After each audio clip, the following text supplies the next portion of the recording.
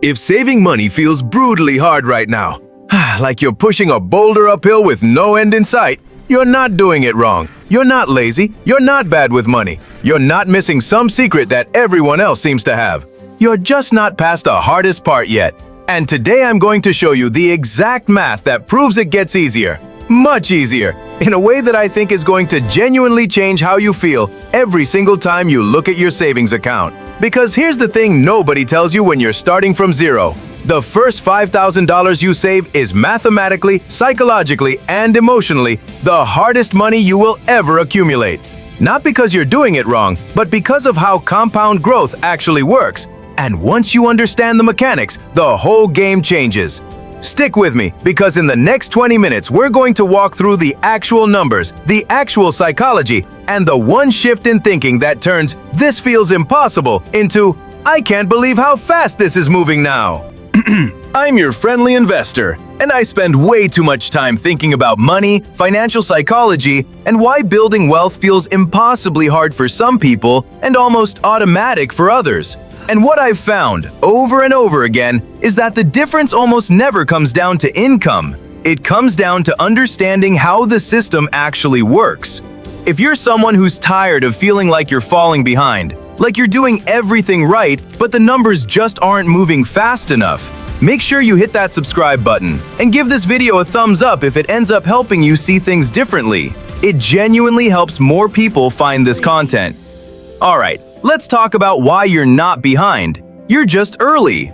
Here's something I want you to think about. When most people decide they want to start saving money, really saving, not just occasionally throwing $20 in a jar, they open a bank account, set up a transfer, and then they wait. And for the first few months, it's exciting. You watch the balance go from $0 to $500, then $800. Then you hit $1,000 for the first time, and it feels incredible. But then something happens. The progress starts to feel invisible. You go from $1,000 to $1,400. Then you have a car expense and you're back to $900. Then you rebuild it. Then a medical bill. Then you're back to $800. And at some point, you look at your account after months of effort and think, why does it feel like I'm not moving? You start wondering if you're just not cut out for this. Maybe saving isn't for people like you. Maybe the people who have money saved just had help, or got lucky, or make a lot more than you do. I want to tell you something important. That feeling is not a personal failure. It's a mathematical reality, and it has a name. It's called the savings gravity zone, and every single person who has ever built wealth passed through it. Every one of them. The difference between the people who made it through and the people who gave up is not discipline, not income, not intelligence. It's simply understanding why it's hard, so that the difficulty stops feeling like a signal to quit and starts feeling like exactly what it is: temporary friction before permanent momentum. I want you to picture something with me. Imagine you're trying to push a massive boulder up a hill. And we're not talking about a gentle slope, we're talking steep. Every step forward takes everything you have. You're pushing with your legs, your back, your arms, you're sweating, you're straining, and the boulder barely moves. And here's what makes it worse. You look over at other people further up the hill, and somehow their boulder is already moving. They're not even pushing that hard. Some of them are just walking alongside it like it's no big deal. And you're standing there, using everything you have, and yours won't budge. That's what early savings feel like. And it feels unfair, because it kind of is. But here's what those people further up the hill know that you don't yet. The difficulty isn't about you, it's about physics. The hardest part of moving a boulder isn't pushing it once it's rolling. It's breaking it free from static friction. The initial force required to get a completely still object moving at all. Once you break static friction, once the boulder is actually rolling, everything changes. Your momentum does work for you. You stop fighting against stillness and start riding motion. The same effort that barely moved the boulder when it was standing still now accelerates it further up the hill. And at some point, at a certain speed, at a certain mass, the boulder reaches the crest. And then gravity becomes your friend. That first $5,000? That's you breaking static friction. And the reason it's so hard isn't because you're weak. It's because you're doing the hardest thing in all of personal finance. You're moving something from a dead stop. And nobody gives you enough credit for that. Okay, let's actually run the numbers, because the metaphor is nice, but the math is what's going to make this real for you. Let's say you're saving $300 a month. That's not a crazy amount. It's roughly $10 a day. Maybe you cut some subscriptions, cook at home a few extra nights a week, skip the coffee shop on most days. $300 a month going into a high-yield savings account or a basic investment account returning around 7% annually. Here's what that timeline actually looks like. You see what's happening? The first $5,000 takes 16 months of consistent saving, almost entirely your own effort, your own sacrifice, your own discipline. Your money isn't helping you much at all yet. You're doing almost 100% of the work yourself. But by the time you're going for your second $5,000, you've still got your $300 a month, plus you've got your existing balance quietly generating returns in the background. It's like having a part-time employee who works for free. And here's where it gets really interesting. By the time you're working toward $50,000, that employee is contributing the equivalent of more than 6 months of your own savings. Your money is doing your work for you. The same $300 per month that felt brutal in the beginning is now getting powerful help from a balance that's compounding on itself every single day. You didn't work harder, you didn't earn more. You just stayed long enough for the math to start working in your favor instead of against you. That is the entire secret. You just have to survive the beginning. Let me make this more concrete with 2 real-world examples. Let's call them Marcus and Diana. Marcus and Diana earn almost exactly the same salary. They've both been disciplined. They've both made sacrifices. But Marcus is at month 14 and has $4,100 to show for it. And he's exhausted. He's questioning everything.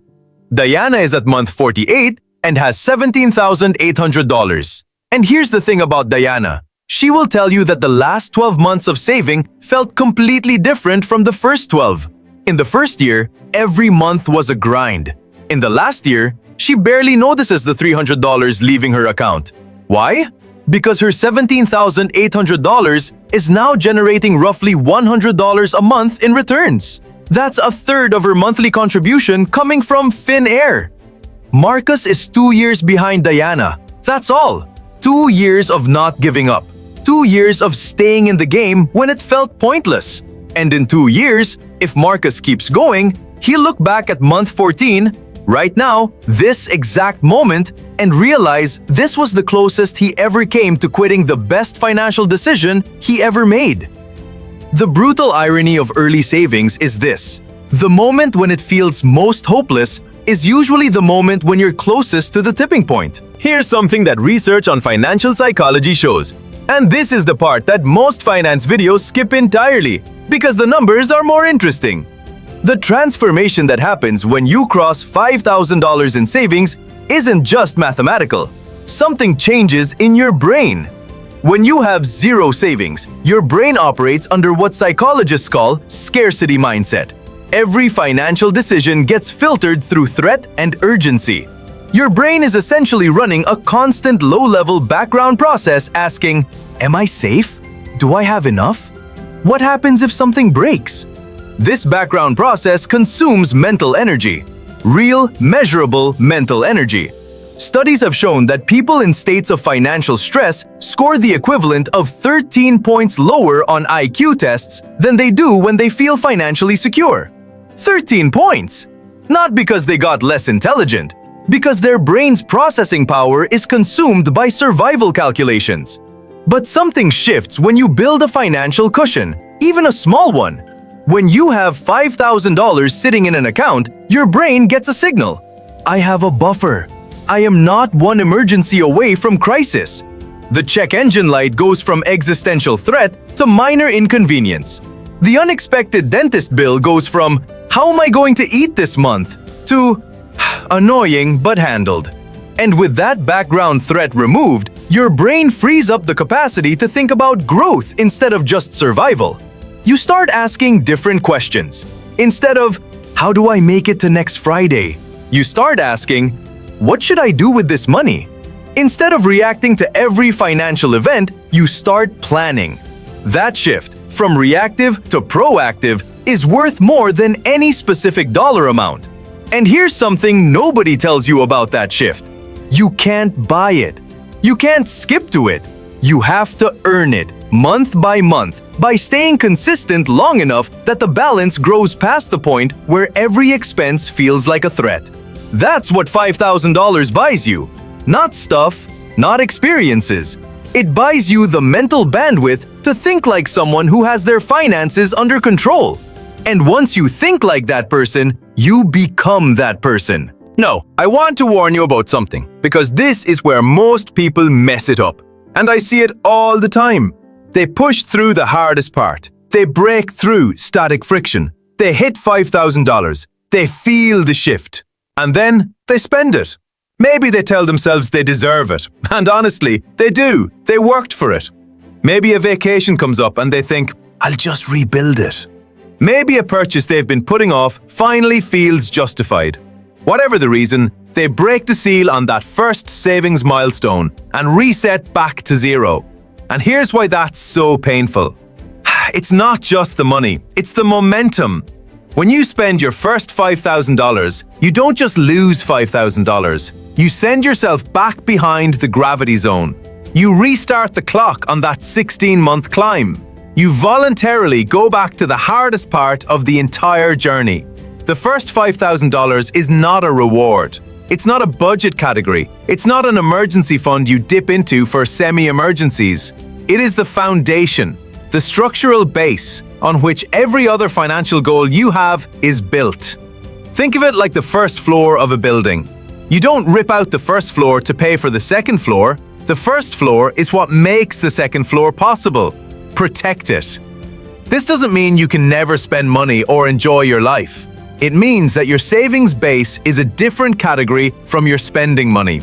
Once you understand that distinction, once you stop thinking of your savings account as a backup wallet, you'll never restart that 16-month clock again. So let me give you 3 specific things you can do starting today to get through the gravity zone faster than you think. Step 1. Automate before you see it. The single biggest reason people fail to build their first $5,000 is not lack of discipline. It's decision fatigue.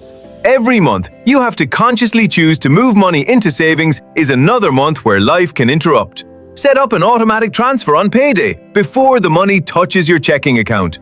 Make saving not a decision, make it a default. You cannot spend money you never see. Step 2. Give your savings account a different name. This sounds ridiculous. It works. Rename your savings account something that makes it feel untouchable. Freedom Fund. Future Me. Don't touch. Whatever you need.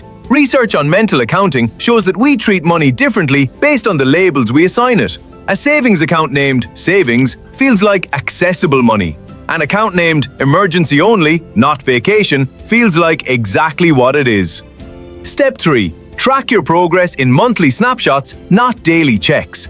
Watching a savings account daily during the early stage is like watching grass grow, demoralizing and counterproductive. Instead, check your balance once a month on the same day and record the number. Over time, you'll have a visible chart of consistent upward movement. That visual record becomes its own motivation. You stop measuring how far you are from your goal, you start seeing how far you've come from your starting point. These aren't revolutionary tactics, but combined with understanding the math, understanding that the hardest part is specifically early, specifically temporary, and specifically not a reflection of your ability, they're enough to get most people through the gravity zone. I want to leave you with one final thought, because I think it reframes everything we talked about today. The reason the first $5,000 is harder than the next $50,000 isn't some cruel design flaw in the universe. It's actually the opposite. It's the system working exactly as intended. Compound growth is front-loaded with difficulty and back-loaded with rewards, which means every single person who's ever built real financial security felt exactly what you're feeling right now. Exactly that feeling, that this is taking forever, maybe it's not working feeling. That's not a warning sign, that's the feeling of being early. The boulder is not stuck, it's not broken, It's just not moving yet because you haven't reached escape velocity. But you're closer than you think. And every month you stay consistent, you're adding to the momentum that's going to make this feel completely different a year from now. Your future self, the one with the financial breathing room, the options, the calm, is counting on the decision you make in the next 30 days. Not the big dramatic decision, the boring, consistent, automatic $300 a month decision. Keep pushing the boulder. You're closer to the crest than you think. If this video helped you see your savings journey differently, if it gave you a reason to keep going when it felt like it wasn't working, do me a favor and give it a thumbs up. It genuinely helps more people find this content who need to hear it. And if you're someone who wants to understand the actual mechanics behind building wealth, not tips and hacks, but real fundamentals, subscribe to The Friendly Investor. We do this every week. Thanks for watching. I'll see you in the next one.